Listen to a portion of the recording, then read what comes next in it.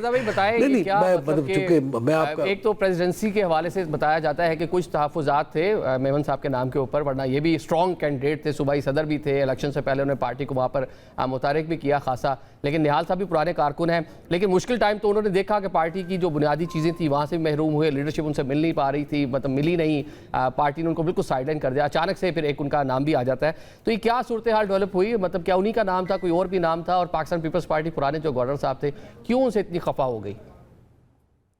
बहुत बहुत शुक्रिया दिल भाई। सबसे पहले तो बशीर भाई को वालेकुम अस्सलाम और सबको सलाम। मैं अग्री करता हूँ इस बात से कि सबसे पहले तो मैं देखना चाहिए कि कौन सा बंदा अपॉइंट हुआ है, वो क्या होना था माजी में, उस पर आते हैं। निहाल हाशमी साहब, मैं बहुत अरसे से जानता हूँ निहाल हाशमी भाई को, और बशीर भाई सही फरमा रहे हैं, सियासी कारकुन है, बुनियादी सियासी कारकुन है, इलाके के कारकुन है, शहर के कारकुन है। बड़ी गहरी नजर है पाकिस्तान की सियासत पर, और खास तौर पे सिंध के अर्बन सेंटर्स की सियासत के ऊपर निहाल भाई की, और बहुत ही सीनियर संजीदा किस्म के और बड़े मसाइब भुगते हैं। ये ना भूलें, मुस्लिम लीग नून के अंदर रहते हुए जिस जिस एरिया में वो रह रहे हैं, जिस शहर में वो रह रहे हैं, वहाँ सियासी अक्सरियत हमेशा किसी और पार्टियों की रही है। वहां रह के अपनी पार्टी के साथ लॉयल रहना और अपनी पार्टी के लिए काम करना और उसकी सहूबतें बर्दाश्त करना, सेनेटरशिप गई, सजाएं हुई, तमाम चीजें मौजूद हैं। तो मैं तो जाती तौर पे बहुत खुश हूँ कि और मैं उनको उस वक्त से लेकिन ये जानता मुश्किल जो हूँ आदिल टाइम भाई, था उस जब टाइम वो पार्टी की लीडरशिप उनसे कह लें कि खुश नहीं थी। लंदन के वो विजुअल्स भी आपके हो सामने ही जाता हैं है, कि मियां हो साहब जो जाता है है। मिलने मुझे से नहीं भी पता, अवॉइड किया उनसे। नहीं मैं आपको बताऊंगा, लंदन में एक दफा मैं उनसे मिला हूँ, वो नवाज शरीफ साहब से मिलकर ही आ रहे थे, तो फिर हम यहाँ लंदन के एक रेस्टोरेंट में बैठ के हम चाय पी रहे थे, तो उनसे मिलकर ही आए थे। तो जहाँ मैं तो इस बात का ही विटनेस हूँ।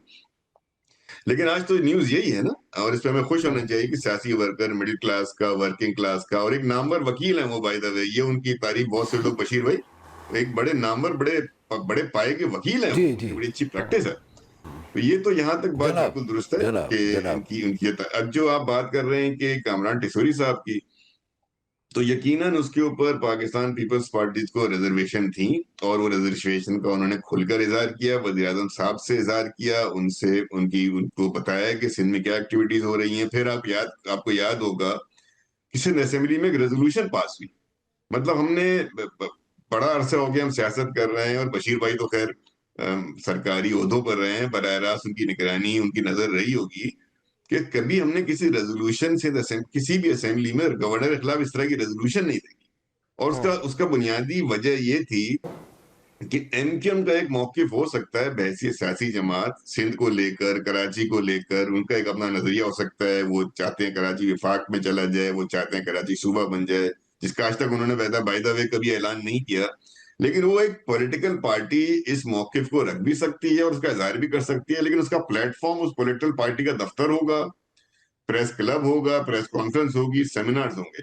उसका उसका मकाम जो है ना, वो जैसे आपने गवर्नर साहब की अभी क्लिप भी सुनाया, उसका मकाम गवर्नर हाउस नहीं हो सकता। आप सूबे के गवर्नर हैं, आप सूबे के आईनी ओहदे पर बैठे हुए हैं, और उसी सूबे के गवर्नर हाउस में बैठकर आप एक सियासी नौयत का सेमिनार गुफ्तगू करें, और उस गुफ्तगू में आप इस बात को इंसाइट करें या प्रमोट करें या प्रेजेंट करें कि कराची का जो है वो सिंध के साथ जो है वो गुजारा नहीं हो सकता, और सिंध की तकसीम की बात करें। तो ये तो बहुत ही गैर आईनी बात है, गैर जमहूरी बात है। मुझे यकीन है कि वो गवर्नर कामरान टिसोरी साहब को, वो भी मेरे बड़े अच्छे दोस्त हैं, बशीर साहब के बड़े अच्छे दोस्त हैं, वो उनको या तो गुमराह कर दिया गया। वो महफिल गवर्नर हाउस के प्रोटोकॉल के हिसाब से, अभी जैसे बशीर भाई ने एक बात की ना, बड़ी अच्छी बात की, मुझे बड़ी पसंद आई, कि इनको थोड़ा सा नागवार गुजरा जब गवर्नर हाउस में नारे लग रहे थे। यकीनन वो वहां का प्रोटोकॉल नहीं है।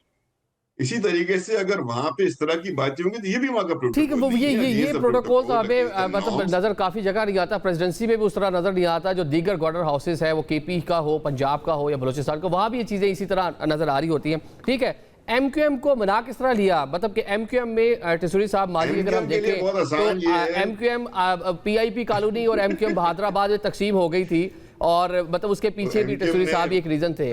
तो क्या अभी भी वो मसाइल असल में हैं कि एमक्यूएम का फारूक आदिल भाई भाई साथ खड़े हैं, बाकी लीडरशिप नहीं खड़ी?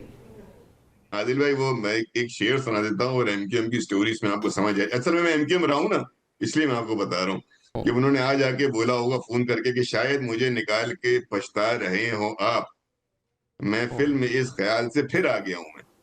तो एमकेएम अभी मुझे नहीं लगता कहीं जाएगी, और उनको मना लिया जाएगा, और मना लिया जाना चाहिए, और उनका हुकूमत के साथ रहना जो है वो उनके लिए भी बेहतर है, और मेरे ख्याल में ये ऐसा ही होगा और ऐसे ही चलेगा। ठीक है, आप एमकेएम में रहे हैं, एमकेएम को डिफेंड करने के लिए आज हमें कोई मिला नहीं, हमने बहुत से जो लीडर्स हैं उनसे रब्ता किया, उनका 2 रोज़ बाद हम जो है ना इस पर पॉलिसी बनाकर खालिद मकबूल साहब जो है बताएंगे कि क्या करना है, एमकेएम का आइंदा का लाहेबल क्या होगा। Reaction is no reaction Adil ठीक है भाई, सर, पॉलिटिक्स के अंदर delayed reaction is no no reaction. इसका रिएक्शन। मतलब है कि टैसिट अप्रूवल, मतलब नीम रजामंदी, बाहमी रजामंदी, और मैं ये यकीन है कि शहबाज शरीफ साहब, वज़ीर आज़म साहब उनसे बातचीत करेंगे तो मामला 2 रोज से पहले सेटल हो जाएंगे। ठीक है, और ये भी बताएं कि आप एमकेएम का पार्ट भी रहे हैं, जिस तरह मैं माजी का हवाला मैंने दिया कि पीआईपी एमकेएम मतलब पीआईपी और साथ में जनाब एमक्यूएम बहादुराबाद बन गई, वो एक तकसीम नज़र आई। रीज़न उस टाइम भी टिसोरी साहब ही थे, उस टाइम सेनेटर बनना था, सेनेट का टिकट का मामला था। तो क्या अभी भी वो मामला एक तकसीम या पूरी एक्सेप्टेंस टिसोरी साहब की एमकेएम पाकिस्तान में नहीं थी? आदिल भाई देखें, वो बेसिकली चूंकि उस पार्टी से मैं बिलोंग नहीं करता हूं, तो अजीब लगेगा उस पर गुफ्तगू करते हुए, लेकिन ये तो जुबान ज़द-ए-आम है ना। आप अपने कराची के रिपोर्टर को लाइन पे लें, उनसे पूछ लें, वो आपको बहुत सी स्टोरी सुना देंगे। बहुत सी चीजें ओपन में आ चुकी हैं, बहुत सी चीजें पब्लिकली हो चुकी हैं। तो ये तो अब कोई ढकी छुपी बात नहीं है कि जो इख्तिलाफात हैं, लेकिन उस पर गुफ्तगू करना मेरे लिए मुनासिब नहीं है। मालूम मुझे बहुत है, बहुत लंबी गुफ्तगू कर सकता हूँ, एक एक चीज बात करता हूँ, लेकिन मैं समझता हूँ मुनासिब नहीं है मेरा उस पर। ठीक हो गया। बशीर मेमन साहब, कराची के हवाले से ये भी खबरें हैं कि कुछ वहाँ पे जो उसका पॉलिटिकल सिस्टम जो आप देख रहे हैं सिंध का, उसमें भी कुछ बड़ी तब्दीलियाँ आने जा रही हैं, और शायद कोई स्ट्रॉन्ग कमिटमेंट भी हुई है एमकेएम के साथ कि आपके गवर्नर चले गए तो कुछ और चेहरे भी बदले जा सकते हैं। इसमें कितनी हकीकत है? क्योंकि प्रेसिडेंट आए थे वहाँ पर, जरदारी साहब पार्टी की मीटिंग भी उन्होंने चेयर की और खासे खफा थे, और पंजाब का कंपैरिजन किया जाता है सिंध के साथ, खसूसन कराची के साथ, इंफ्रास्ट्रक्चर का, लाहौर और कराची का जो वहाँ पे इंफ्रास्ट्रक्चर उसको डिस्कस किया जा रहा है, और मीडिया पे खास इस पे प्रोग्राम भी होते रहे, इस पर खासी बहस भी होती रही है। क्या इस तरह का भी कोई आगे आपको चीज़ें नज़र आ रही हैं कि कराची और सिंध की सियासत में या वहाँ पर जो बड़े बड़े फेसेस हैं उनमें कोई तब्दीली होती? देखिए, पॉलिटिकल पार्टीज के अंदर जो है, या आप थोड़ा सा एडमिनिस्ट्रेशन में जो है ना दिल भाई, इस बात को समझने के ये दो जरा तरह की मेमन साहब के पोस्ट पास होती आ जाओ, पहले मेमन साहब क्या सोच रहे हैं, फिर रजा भाई आपसे आपके पास आता ओके हूँ। जी ओके मेमन ठीक, साहब। जी जी। देखिए ना, आप थोड़ा सा ज्यादती कर रहे हैं, आप थोड़ा सा ज्यादती कर रहे हैं। जो सवाल है आपका, मैं ये कहूँगा कि हम लाहौर को कराची के साथ सिर्फ कंपेयर ना करें। अच्छा। हम पूरे पंजाब को, पंजाब के 2.5 साल हुकूमत को, मरीम नवाज साहबा की जो सर्विस डिलीवरी है उसको हम कंपेयर करेंगे, सिर्फ सिंध के साथ नहीं करेंगे, पूरे पाकिस्तान के चारों सूबों के साथ करेंगे। चारों सूबों के साथ करेंगे कि 2.5 साल में क्या डिलीवर हुआ, और उससे पहले जो पीटीआई ने 3.5-4 साल जो ज़ाया किए मुल्क के, उधर उसमें क्या हुआ। तो हम थोड़ा सा ज्यादती कर देते हैं, but we stick to one limited, एक शहर की, एक गांव की, एक ज़िले की बात कर लेते, एक सूबे की बात करके नहीं। हमने कंपैरिजन्स ड्रॉ कर रहे होंगे जब आप ये बात करेंगे तो केपी को देख ले, केपी का क्या हाल है, लॉ एंड ऑर्डर का क्या हाल है जी वहाँ पे।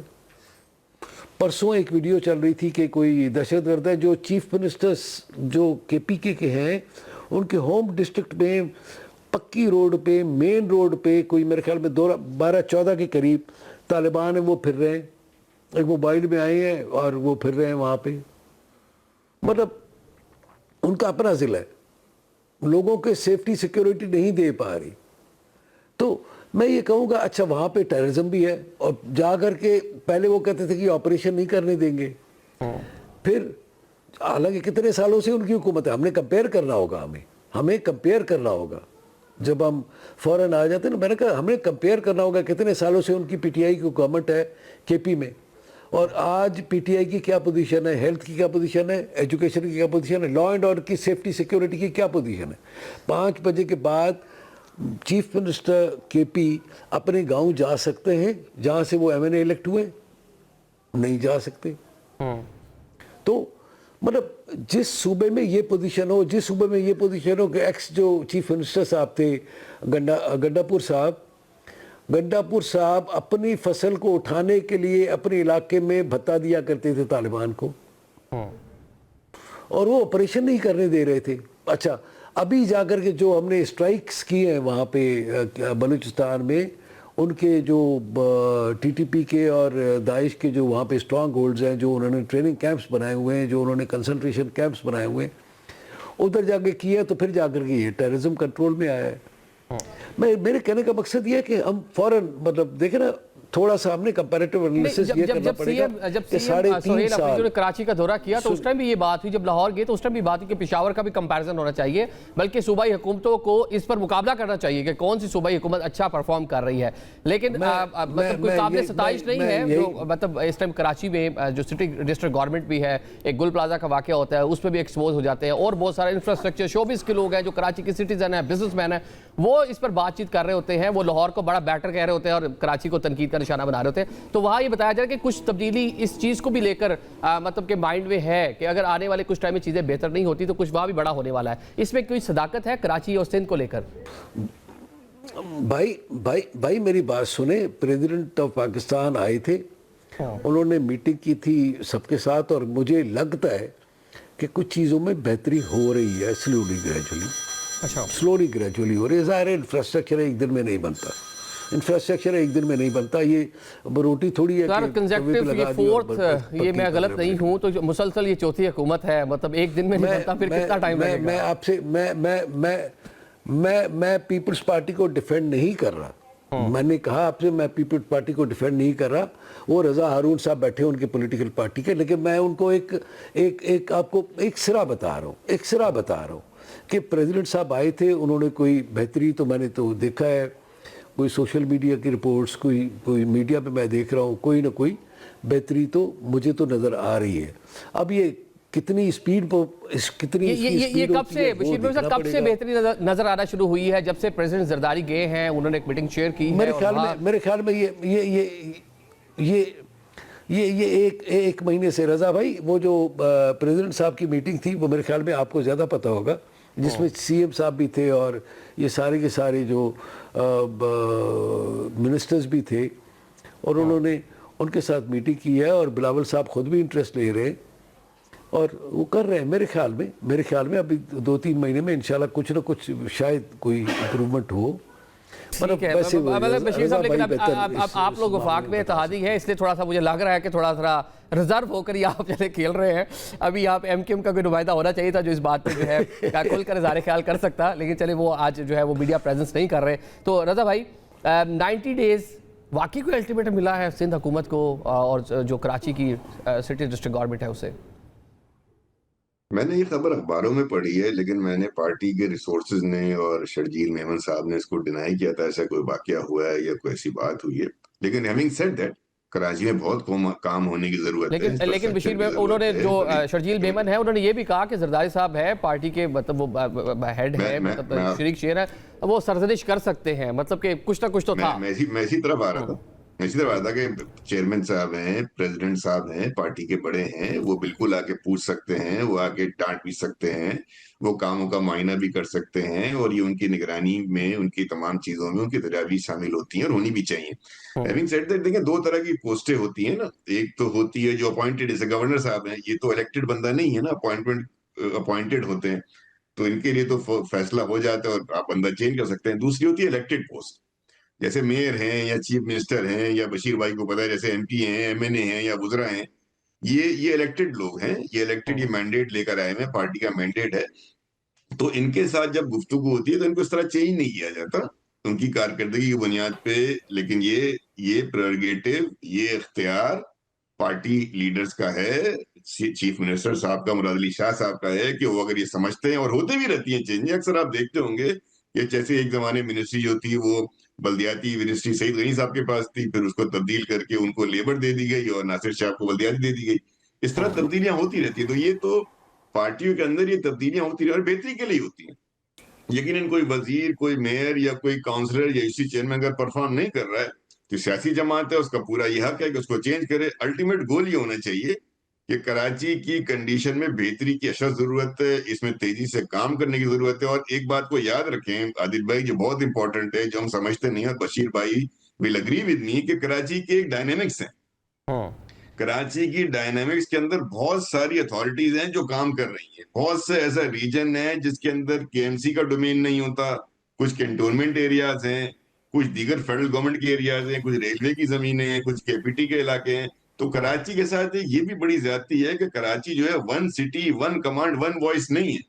कराची में कुछ 17-18 इस तरह की एजेंसीज हैं जो बल्दियाती लेकिन कामों रजा में, भाई जो इंफ्रास्ट्रक्चर एरिया कामों में मेयर के उनका नीचे अमल आता है करना है। एटलीस्ट चले उसको तो वो ओन करेंगे ना, वैसे- बाकी जो इलाके मेयरशिप के नीचे नहीं, मैं ऑन कर रहा हूं, मैं तो पूरे वैसे- शहर को ऑन कर रहा हूं। वहाँ आदिल के भाई, हालात वहाँ की चीजें। और आदिल जिस भाई, तरह एक अच्छा मिनट। बशीर साहब ने कहा कि एक माह से नहीं, चीजें आदिल बेहतर भाई हुई ने है, मैं बाकी कोई एक बात बेहतरी मुझे कंप्लीट करने दे प्लीज, जी। बशीर भाई आपकी इजाजत से। मैं थोड़ा सा बशीर मैं भाई, थोड़ा आपकी सा इजाजत से। मैं थोड़ा सा आपकी एक इजाजत से एक जुमला कह दूं। मैं जनाब पीपल्स पार्टी या मैं पूरे कराची को ऑन कर रहे हैं। मैं तो आपको सिर्फ एक निशानदेही के लिए बता रहा हूँ कि वहां जो ग्राउंड पे प्रॉब्लम्स होते हैं वो इन मल्टी एजेंसी कंट्रोल की वजह से one city one voice one command नहीं है। ये बात मैं करना चाह रहा हूँ। लेकिन ये इससे एक जवाब पैदा हो जाता है ना कि पूरी कमांड हमारे पास नहीं है, तो इसलिए फिर मतलब आप ओन तो कर रहे हैं कराची को, लेकिन एक जवाब भी सामो मौजूद रहता है ग्राउंड के ऊपर। ठीक है बशीर साहब, आप इसमें ऐड कीजिएगा जी। मैं आपको एक अर्ज करूं, लाहौर में डीएचए भी है, लाहौर में भी कंटोनमेंट एरियाज हैं, रावलपिंडी में भी कंटोनमेंट एरियाज हैं, वहाँ पर तो इस तरह का कोई इशू नहीं है।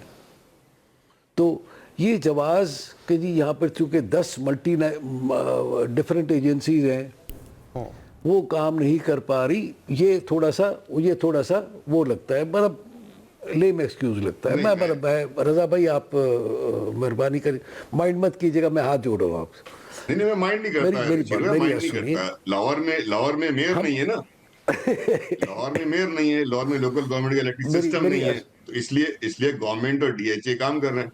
यहाँ पे आपने एक आदमी को मेयर बनाया है, उससे आप उम्मीद रखते देखिए हैं पूरे कराची को देखे, जबकि उसके मैं तो सिर्फ एक आपको मिसाल दे रहा हूँ। जिम्मेदारी सिंध गवर्नमेंट की है, मैं उससे अच्छा, अब फरार नहीं कर। अब आपको मैं एक अर्ज करूं। मैं जिस इलाके में रहता हूं डिफेंस फेज 6 में, खयाबान शुजात पे, वहाँ पर जो मतलब 3-4 साल पहले जो बारिश हुई थी, वहाँ पे पानी मेरे घर में तकरीबन आ गया था। बहुत ज़्यादा बारिशें हुई थी 3-4 साल पहले। आप यकीन करेंगे उसी साल ड्रेन स्टॉर्म बनी और पिछले साल जो बारिश हुई मेरे घर क्या रोड पे भी पानी जमा नहीं हुआ। तो डीएचए ने काम किया, डीएचए ने काम किया रातों रात। वो एक मतलब बताता हूँ, रातों रात काम हुआ। और इस मरतबा वो मेरे घर में पानी आना तो क्या, रोड पे भी पानी नहीं था। पहले तो मतलब कार वहाँ से गुजर नहीं सकती थी। आप देख रहे वो टोटल के पेट्रोल पंप के सामने ही मेरा घर है, आप तो जाहिर है वो होंगे। लेकिन हैविंग सेड दैट, लेकिन मैं ये कह रहा हूँ कि ये जो मतलब वो तो काम करते हैं ना, मतलब ये डीएचए में ही काम किया ना, मतलब मैं बहस नहीं कर रहा हूँ। मैं आपको वही हमारे जो एंकर साहब है वो चाह रहे हैं कि मैं कोई इस तरह की बात करूं जो कि मैं नहीं करूंगा। इसलिए कि आज ही आपने हमारे मतलब जो वफाक पे इत्तेहाद है आप उसको कायम रखे हुए हैं, वो एक जो वज़ादारी वफाक पे इत्तेहाद की है, आप उसकी पूरी पासदारी कर रहे हैं। मैं लेट मी सुनिए पासदारी मैं तो उसमें तनकीद होनी चाहिए। नहीं पासदारी मैं कह रहा हूँ उस वज़ादारी की जो उन्होंने दिखाई और निहाल हाशमी साहब को गवर्नर बनाया।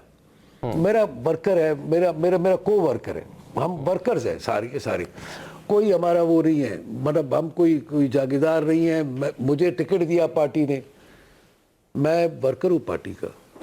मुझे जो है वो उन्होंने प्रेसिडेंट बनाया, मैं वर्कर हूँ पार्टी का। अच्छा चलिए मेमन साहब, ये तो बताएं वैसे किसी टाइम पे कंसीडर हुए आप, मतलब कोई राब्ता भी हुआ क्या आपके साथ भी कि आप भी इस रेस में शामिल थे, मतलब पार्टी की लीडरशिप ने, या फिर जब उनको निहाल साहब का अनाउंसमेंट हुई तो आप सूबाई सदर भी थे, आपको इसमें एतमाद में लिया?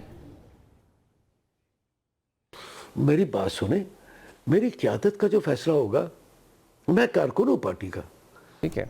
जब उन्होंने प्रेसिडेंट मुझे बनाया था तो सबको एतमाद में लिया था? नहीं, उन्होंने मुझे प्रेसिडेंट बना दिया, बुलाया और मुझे कहा कि जी यू आर प्रेसिडेंट। ठीक है, बड़ी मेहरबानी उनकी। तो उन्होंने फैसला बेहतर सोच के फिर किया होगा ना। अब रेस में कोई भी हो सकता है, हर एक कुछ भी सोच सकता है, लेकिन मैं खुश इसलिए हूँ कि मैं आपको बता रहा हूँ आज वर्कर्स की जो पोजीशन थी गवर्नर हाउस में कि वो नारे पे नारे मार रहे थे। अच्छा, मैं भी अब चूंकि वो निहाल भाई ने मुझे बिठा ऐसी जगह पे दिया था कि मैं वहाँ पे उछल के नारे नहीं मार सकता था।